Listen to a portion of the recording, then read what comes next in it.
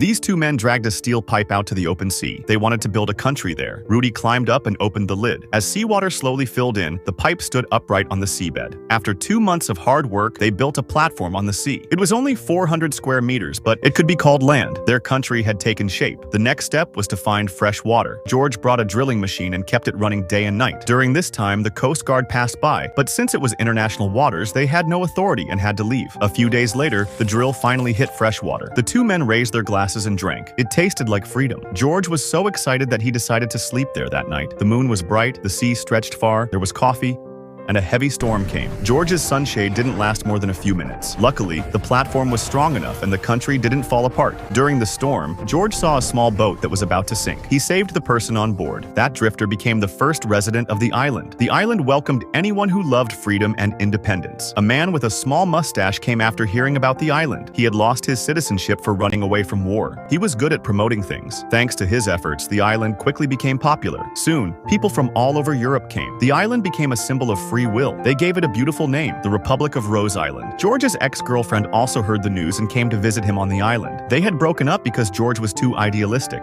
Because while you live in your little world, you forget that this world isn't yours. All right, maybe I should. But to his ex-girlfriend, the island was just a fancy disco on the sea. She told George she was getting married. This deeply upset him. That night, George announced the official founding of the government. He named the drifter as Minister of Defense and the man with the mustache as Minister of Foreign Affairs. Everyone got a title. Then, he sent the application for nationhood to the United Nations. The Italian government couldn't stay silent anymore. The minister went on TV and publicly condemned Rose Island, but the condemnation had no effect. Instead, it made Rose Island even more famous. Citizenship applications came in from all over the world. This completely enraged the Italian government. The minister threatened to blow up the island. His ex-girlfriend also heard the news. She called off her wedding and decided to stand with him to protect the island. Early the next morning, a warship showed up right at their doorstep.